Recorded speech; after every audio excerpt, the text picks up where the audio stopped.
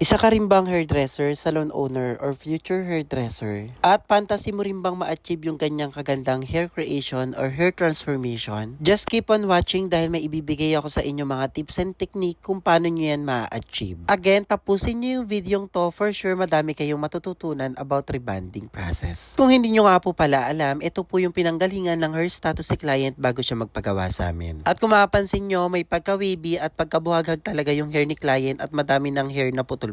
Para nga daw bang nagtampo yung hair niya dahil sa huli niyang pinagpagupitan. Minsan kasi sa hair hiyangan talaga kung sino yung magugupit or mag-aayos ng hair nyo. At this point nga, simulan na natin yung process. Sinection ko muna into 4 section yung hair ni client at nag-apply na ako dito ng rebonding cream number 1 ng The Unbeatables. Sa pag-apply po pala ng rebonding cream number 1, lagi po natin tatandaan na kailangan is half inch away from the scalp. So ibig sabihin lamang po nyo na wag po natin isasagad sa anit ni client yung rebonding cream number 1 na i-apply natin sa hair nila. Secondly po is wag din po natin titibadin sa rebonding cream number 1 yung hair ng mga clients natin. Kumbaga wag tayong maglalagay ng konti or kukurumput lamang. Dahil minsan sa pagtitipid natin sa pag-a-apply po ng rebonding cream number 1 ay yung po yung nagiging dahilan kung bakit nahihilaw po yung hair ng mga clients natin. In other words, maaari po tayo magkaroon ng back job. Kaya as much as you can, mas maganda po kung hindi natin titipidin gaya po ng napapanood niya sa video. Kumbaga maglagay po tayo ng exact amount na kung saan na may absorb or mailalagay po talaga tayo sa lahat ng hair strand ng mga clients natin nang sa ganun mag-straighten or mag-flatten yung hair nila during the process pa lamang po. And regarding naman po sa pagsasection ng hair, consistency is the key. Kumbaga kung gaano kadami po yung hair volume or hair strand na kinukuha nyo sa hair ng mga client nyo, ganun din po ang pagsasection nyo sa second process, third process, at fourth process or 4 layers. And nagbababad nga po pala kami ng rebonding cream number 1, nakadepende po ito palagi sa hair status or hair strand ng mga clients namin. Dahil nga itong hair ni client, medyo may kakapalan din talaga yung hair strand niya, kaya medyo matagal ko din talaga siyang binabad. Dahil sa pagre-rebond, hindi po lagi ito nakabase sa oras ng pagbababad or tagal ng pagbababad. Kundi nakabase po ito sa reaction ng hair ng mga clients natin kung nagiging elastic ba or nagiging rubberized na. So every 30 to 45 minutes, nagre-reapplication din kami ng gamot to make it sure na lahat ng hair strand ni client is na-applyan evenly. At kung napapansin nyo nagiging rubberized, naging elastic yung buhok ni client habang ina-apply nyo pala ng gamot, mas mabuti po kung mag-spray water po tayo sa hair ng mga clients natin kung saan mayroon nagra-rubberize or nangungulot or nagiging elastic. Nakakatulong po ang spray water nang sa ganon ay ma-avoid po natin yung pagkasunog ng hair ng mga client natin during the process or during the procedure. At this point nga, natapos ko ng applyan ng rebonding cream number 1 yung hair ni client at mas maganda nga din po pala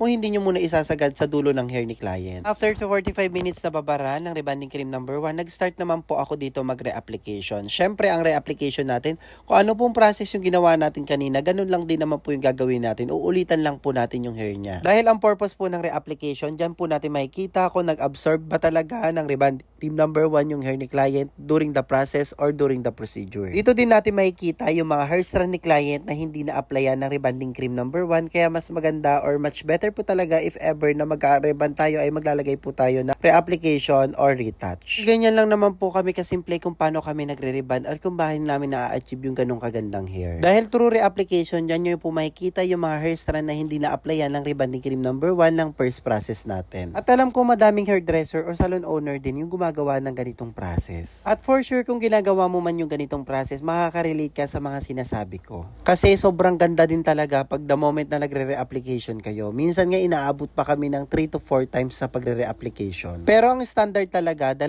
reapplication lamang. Or isang apply, tapos second is yung retouch or yung reapplication. Kasi through reapplication process, dyan nyo din makikita talaga kung tumatalab ba talaga yung rebonding cream number 1 na in-apply nyo nung una. At this point nga, makikita nyo din talaga na mas mabilis na nag-straighten or nagpa-flatten na yung hair ni client habang nakababad pa lamang sa rebonding cream number 1. Isa din kasi magiging basihan nyo yan kung luto na ba sa rebonding cream number 1 yung hair ng mga client nyo during the process or during the procedure. Basta ipalo nyo lang naman kung paano ko yung ginagawa. Then ito na yung matapos ko siyang ma-reapplication. Then syempre pag nire-application natin, another babad ng 30 to 45 minutes po yan. Then 10 minutes bago nyo banlawan yung hair ni client, pwede nyo na din po isagad yung gamot sa anit nila. Sure lang na spray water po kayo sa anit ni client. Then after po nyan is binanlawan na namin yung hair ni client. At this point nga is binoblow dry na namin yung hair niya. Sa hair dryer naman po, wala naman pong required heat. Mas mainit po, mas mabilis pong matuyo. At make it sure na sinishake nyo po yung hair blower or hair dryer nyo na sa ganun ay hindi po mas paso yung anit ng mga clients nyo. Then syempre pagkatapos natin ma-blow dry ng 100%,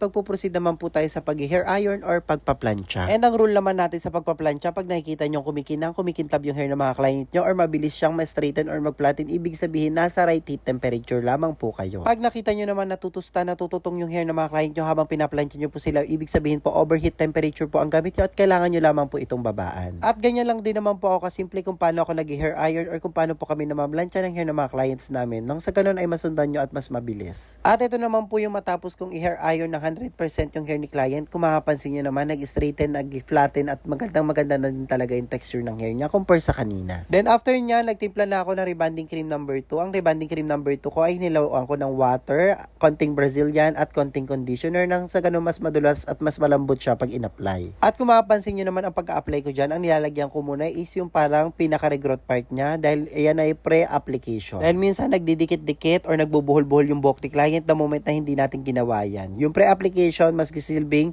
pre-sectioning niya, mas madali kayo makakapag-section ng hair at the same time mas madali kayo makakapag-apply ng rebonding cream number 2 sa hair ng mga clients nyo. Sundan nyo lamang po yung process kung paano ko yung ginagawa. As in talagang kahit na hindi ka na gumamit ng mga madaming clippers, isang clippers lang gagamitin mo dyan, dire-diretso mo na ma-applyan ng rebonding cream number 2 yung hair ng mga clients nyo. At dito nga pala sa rebonding cream number 2, okay lang din naman po sagad nyo sa anit yung pag-apply nyo sa hair ng mga clients nyo. And binababad ko lamang po yung rebonding cream number 2 sa hair ng mga clients namin. Usually inaabot lamang po ako ng 30 to 45 minutes. Again, pwede din nga po pala kayo mag-re-application na rebonding cream number 2 after 10 to 15 minutes naman po. Then after namin mabanlawan yung hair ni client, ito na din po kagad yung naging resulta. At kung mapapansin nyo na may resulta ng hair ni client, nag-straighten or nag-flatten na even na wala pang plancha yan na after palang rebonding cream number 2. Kaya naman after nya, nag-proceed na kami sa open area or open space dahil mag-a-apply na po tayo ng miracle treatment na ginagamit namin sa hair ng mga clients namin. Yung miracle treatment nga po pala ay bawal na bawal gamitin sa indoor or sa mga closed door area. Mas better kung sa open air or open space kagaya po ng pag-a-apply po namin at much better din kung tatapatan nyo ng electric fan yung mga clients nyo during the process. And sa pag-a-apply nga din po pala ng miracle treatment, syempre layer by layer or section by section po tayo. At this point nga ay training natin si Ate Samantha Bernardo. Boobs! And soon to be ay magiging veteranang lisensyadong hairdresser na rin siya ng Clinic Happy Salon. Kaya naman dito ay super training talaga ako sa kanya, as in talagang super bantay ako sa kanya kung paano siya mag-a-apply ng tama. Basta sundan nyo lang din naman po yung process namin kung paano kami nag-a-apply ng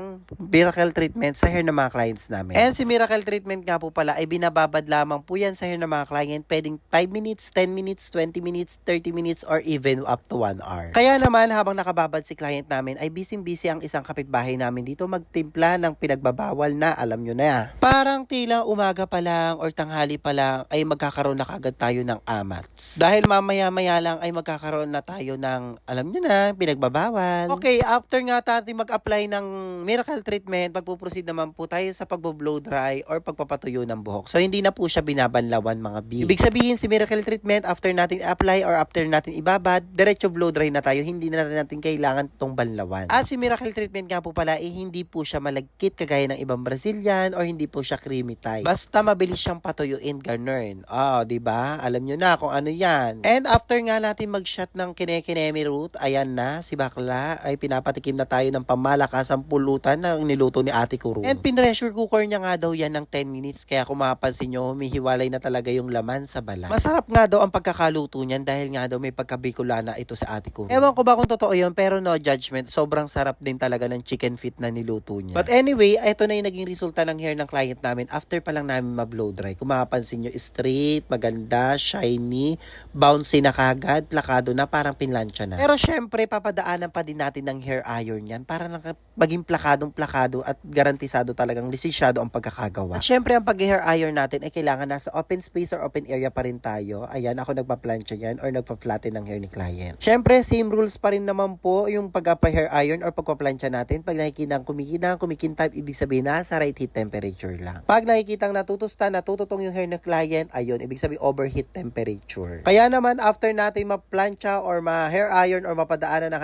100% and shot muna tayo ulit. Hay nako, for sure madami nakakadana sa inyong mga hairdresser na habang may ginagawa ko ay may nagpapashot din talaga. And shot tayo ngayon ng 321 by Jenny Bars. At syempre, thank you so much dahil may papansit pa ng malala. Maraming salamat din talaga sa mga kapitbahay namin na super generous. At syempre, ito na yung naging final result ng hair ng client namin after namin mapadaanan ng planchos. Kung mapapansin mo, smooth, shiny, silky, bouncy, and straight. As in, achieve natin yung hair na pang commercial, pangarap na buhok ng karamihan, ngunit iilan lang po ang nabibigay biyayaan. Kaya naman mapasabi ka na lang talaga ng sana all ganito ang hair. By the way, kung napanood mo naman yung video or yung process na to, for sure may maa-adapt ka din mga tips and technique at maa-apply mo yan sa mga future clients nyo. Dahil ako before as a hairdresser or young hairdresser or parang mga baguhan or beginner, fantasy ko din talaga ma-achieve yung mga gandang hair creation gaya ng mga nakikita ko sa idol ko before. Kaya naman sabi ko sa sarili ko noon, pag na-achieve ko yung mga ganitong hair creation or basta magandang gawa, ay naku, hindi ako magdadalawang isip na i-share kung paano ko ba yan na-achieve. Dahil pagdating naman sa mga tips and technique kung paano ko yan na-achieve, dahil wala naman ako tinatago sa inyo. Yung process pinapakita ko din, halos lahat isubo ko na sa inyo, kaya agatin nyo at kainin nyo na lamang. Habang hinahatid ko nga si client, Diyos ko, may humahabol sa akin, nakakatakot. Tipong ihahatid ko si client hanggang sa labasan or sa kanto namin, ito ang humahabol sa akin, mapahinto pa nga ako dyan. Sino nga bang hindi mapahinto kung ito ang humahabol sa inyo? Diyos ko, ano ba yan? And shot na naman tayo ng 3-2-1. Diyos ko, buti naman ang kako, tapos na kako yung niririban namin. Diyos ko, baka maaberya pa. Kaiba din talaga yung araw na to. Diyos ko, si bakla, oh. Sige, shot ka. Mamaya enggak ka. Sobrang saya nga din talaga ni Ate Kurong dahil hindi talaga siya tinatanggihan pagdating sa mga ganito. Kaya naman super habol talaga siya sa akin. At ayan nga, ay hinatid na namin si client. Ayun, pag uwi namin, ayan na naman tayo, sinalubong na naman tayo ni Ate Kurong. At syempre, dahil malakas si Ate Kurong sa akin, hindi tayo tatanggi dyan. Okay, shot tayo ng 3-2-1 again. And after natin mag-shot, tirik mata tayo. Ganyan ang atake. Kaya talaga yung araw na yun, nahilo-hilo din talaga ako dahil magsisimba pa ako after niyan. Sa mga nagtatanong kung saan naman po maaaring ma-avail or mabili po yung mga products na ginagamit namin sa ng mga client namin, pwede nyo po siya ma-avail through Black App and Orange App. Available po siya Luzon, Visayas at Mindanao. Make sure lang din na if ever na mag-avail kayo ng mga products, ay manood kayo ng mga sample tutorial video kung paano po siya gamitin. At syempre, bago kayong magbumili or mag-check out ng item, ay magbasa muna po kayo ng mga sample reviews ng product to make it sure or to verify the authenticity or legitimacy of the products. Once again, thank you so much for watching and don't forget to like, follow, and share and see you on my next vlog.